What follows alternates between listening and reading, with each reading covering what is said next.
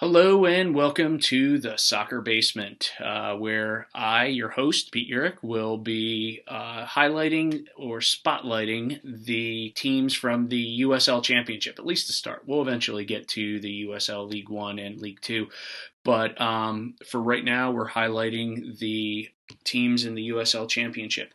Reason being is I believe, in my heart of hearts, that the USL is going to become extremely important over the next decade or so in the soccer pyramid of the United States in order to develop talent for a variety of reasons, the academy programs and filling in pockets in between MLS areas and things like that. So I'm going through team by team in order to select a team to spotlight in order for people around the country, hopefully, who don't know anything about these teams to maybe get a little bit of knowledge about who they are and why they might want to support them. Now, my other reason for doing this is my USL fandom is completely on the line at the moment. I am looking for a USL championship team to support. Now, I have my leanings at the moment. I have my leaning towards NCFC possibly for a variety of reasons. And then, there are other teams that look like they could be a possibility for me to support them. But just throwing it out there to the ownership of any particular club that I am a fan who is looking for a home. So if you particularly want me to be your fan, a fan of your particular club, then please reach out. I'll have my email address at the end of the presentation, and reach out to me and we'll see what can happen. One of the ways you could support is by finding me a bucket for picking out the names of the next team that I am going to do a spotlight on. Now, today, I'm actually doing two back-to-back, and the reason why is as a form of an apology.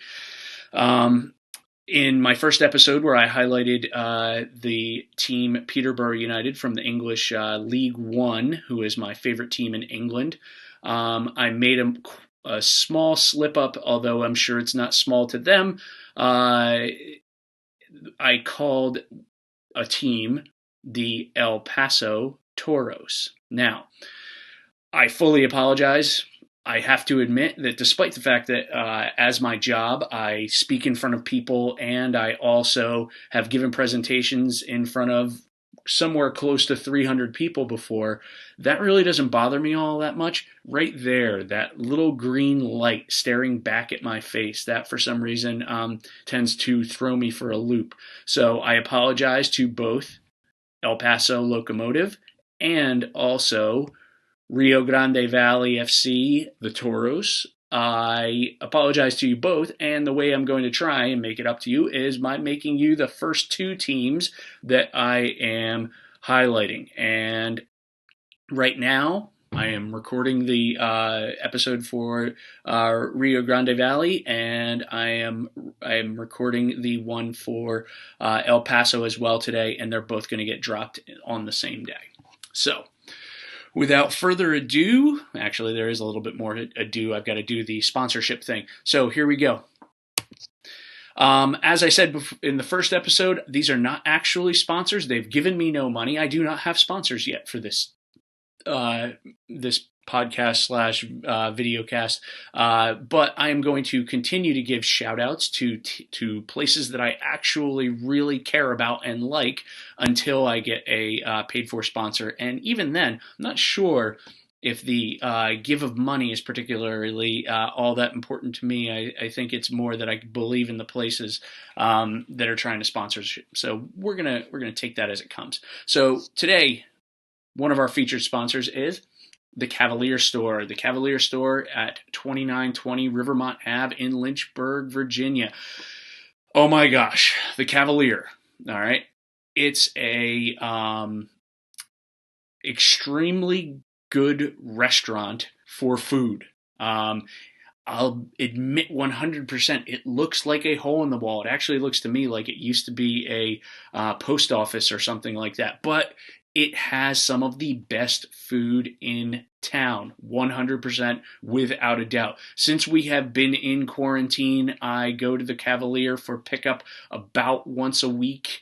For us to get a burger or something like that. Their burgers are phenomenal. Their fries are phenomenal.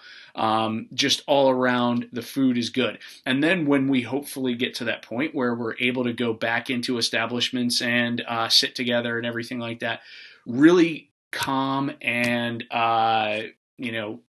down home type of atmosphere. The tables have been dug into over the years. There's pennants from different colleges all over the place.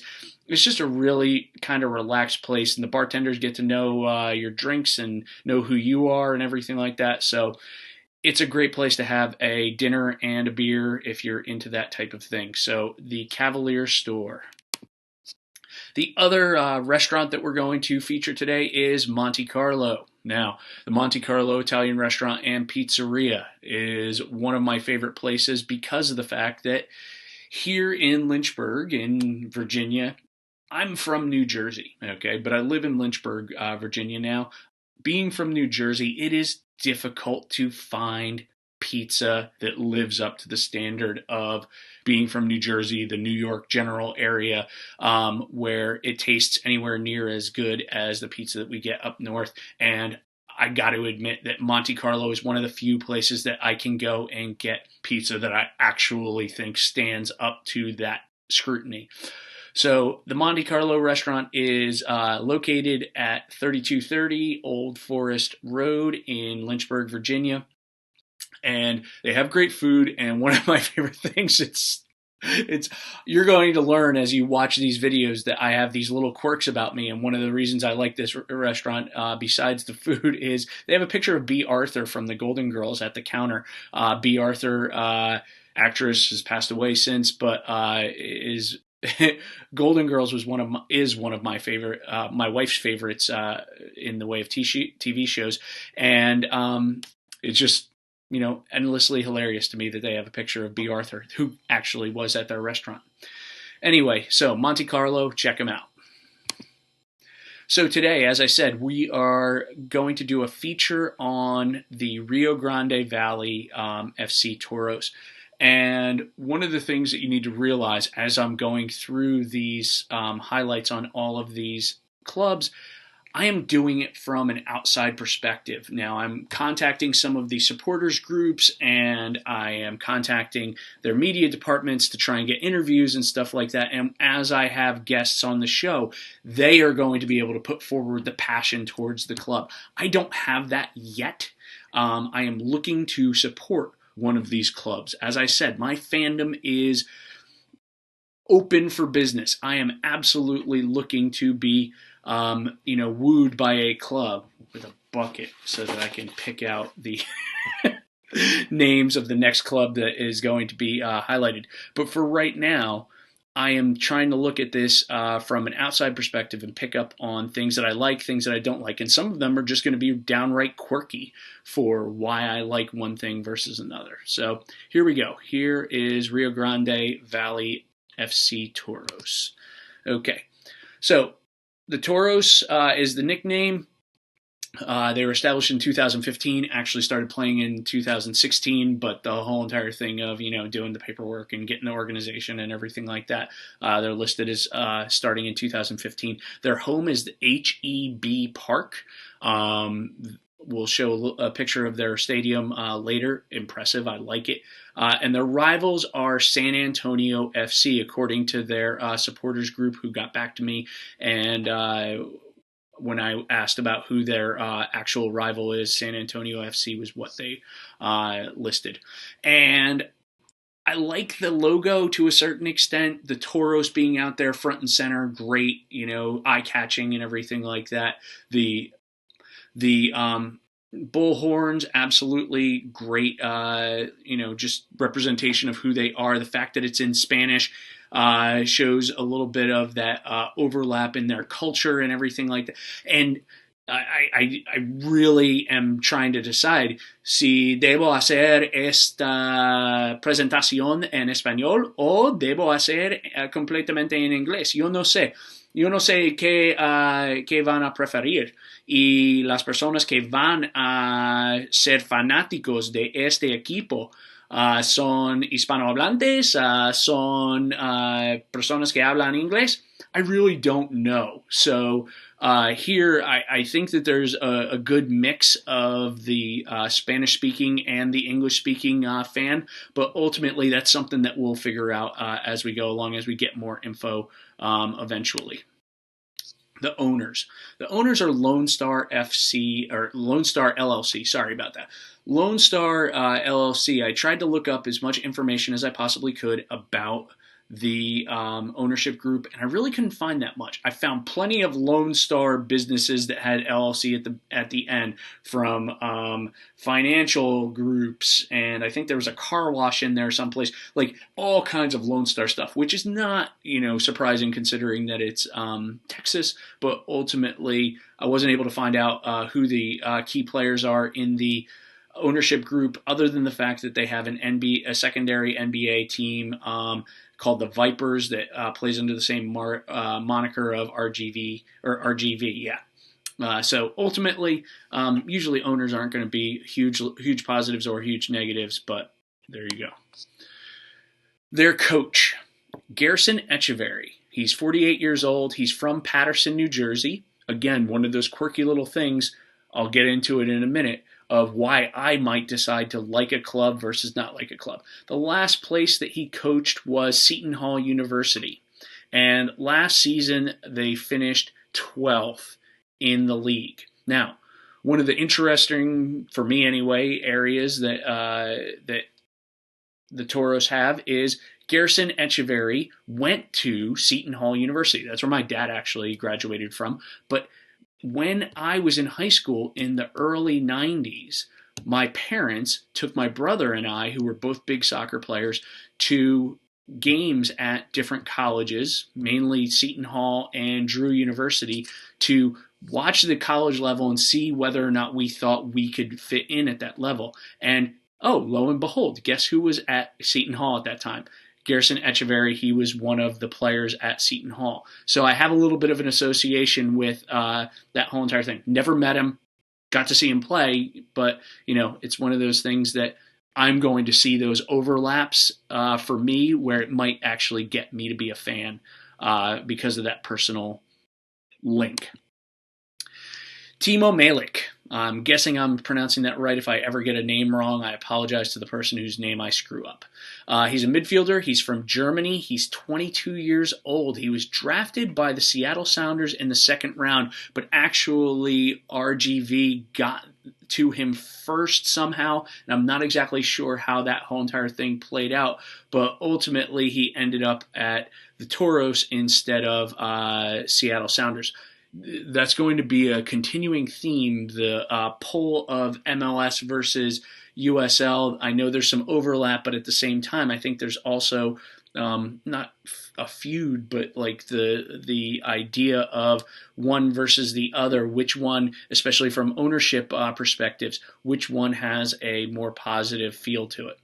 He played at the University of Nevada, Las Vegas, so UNLV, famous for basketball usually, but he had a really good career there, and he played in Borussia Mönchengladbach's, I hope I got that semi-close, academy system, when he was a youngster, but obviously played college ball over here and is now playing for the Toros.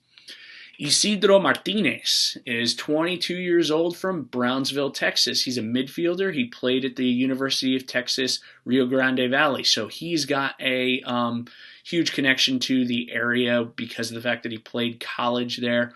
He is a midfielder as well. All right. Again, one of the things I am going to pick up on is, different makeups of the team and everything like that. And I noticed a lot of young players for the Toros. So even though they finished 12th last year, they have a very strong crew of young players that may be the the ownership's way of going about improving the team, which I am all about if people are looking long term. And that's one of the things that Peterborough United, my team in England, have a tendency to do. They refer to it as young and hungry. They go for young players who are trying to establish themselves as pros. All right, ways to follow and supporters groups. The Stampede is the supporters group, and they got back to me with answers to a bunch of questions. So I have I'm actually pretty darn excited about this club because of the fact that the person who was getting back to me on the fan side of things was extremely enthusiastic about the club. All right. There's a variety of pub partners: the Yard, Ignite Lounge, the Landmark Lounge, Walk-Ons, Sport Bistro, and Monster Car Wash Bar and Grill. Maybe that's where I'm getting the car wash thing from rather than Lone Star. But anyway, regardless, lots of restaurants and bars have some kind of an association with the club, which I think is great. Obviously, I've never been to any of these places because I've not been to Texas other than to hang out in the Dallas airport on a layover. That's the only reason I've ever gone to Texas so far. I hope to go there eventually. All right, some positives. This is my summary of the positives versus negatives. Now, again, the general fan of these clubs might get offended, but this is me looking from the outside. These are the things that I'm seeing at a quick glance of your club. What are the things that I like and don't like? Positives: connection to the community. That was one of the things that the fan that I talked to harped on over and over again. It feels like we're supporting family, which is awesome. Love it. They've had Zoom calls with the players and the coaching staff over the coronavirus lockdown period. That is awesome. Okay, I'm impressed by HEB Park. It seems like a really cool place to watch a soccer game. It's just an impressive looking stadium. Other teams owned by the same group. Now, this is one of those things that I have kind of a pull and push on, where teams that are owned by an ownership group that have other places. I like it from one perspective because that centralization of the upper management is great because of the fact that you don't have to come up with a marketing department and all of that stuff. You don't have to redo those jobs over and over again. So it makes the organization a little bit more streamlined. Problem with that is when you run into an organization that has too much focus in one direction or the other. Are they doing an effective job of catering to the needs of one versus the other? The Seattle Sounders and Seattle Seahawks are a classic example where, like, the NFL team and the MLS team, they work together. They have a similar color scheme and all of that stuff. So there's positives there. And I don't think that the Sounders organization has dropped the ball there. Again, with the Toros, from what I looked at in their marketing and things like that, it looked to seem like they had their stuff together. Color scheme. I am from a high school that was orange and black. I love the orange and black thing. So I just think that that's a spectacular color scheme. So I'm going to be 100%, again, quirky about my thing. Young team. I like the fact that it's a bunch of young players that are trying to prove themselves as professionals. Obviously, there's other ways to go when designing a team, but this is a way to go, and I like it.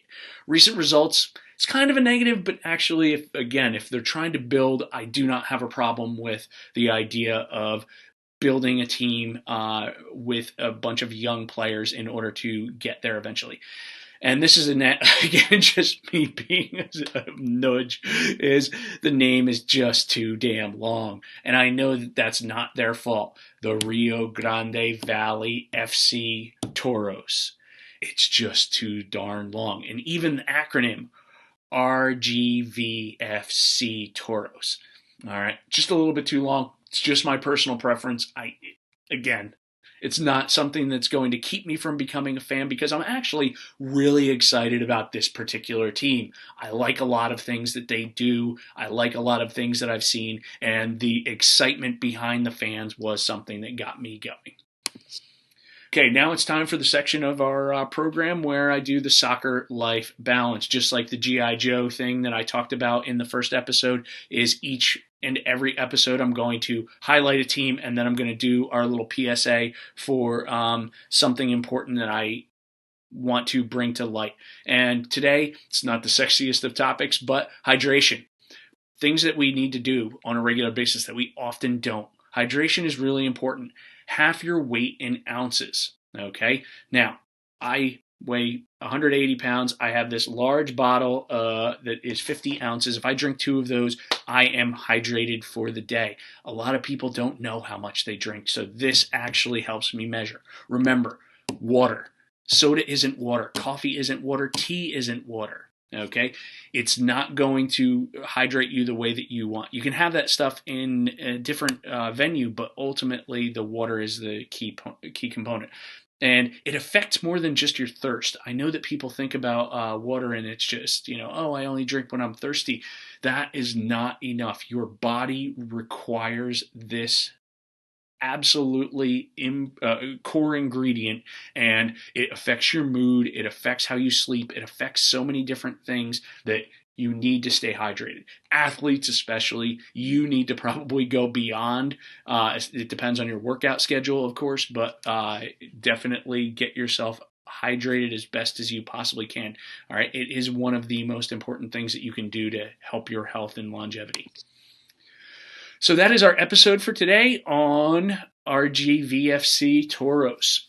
My name is Pete Urich again. My website is uricunlimited.com, where you can read my blog. That is going to be a little bit more general to my stuff. It's not going to be specific to the teams that I'm outlining. And if you are involved with one of the teams that I'm going to be highlighting that I eventually pick out this bucket, then feel free to email me, and we can set up interviews and things like that. Or if you want to send me something to help get my fandom, then I'm all for that. And the team that we are going to highlight next is LA Galaxy 2. Not super excited about it, but we're going to see. Maybe I can be won over. All right.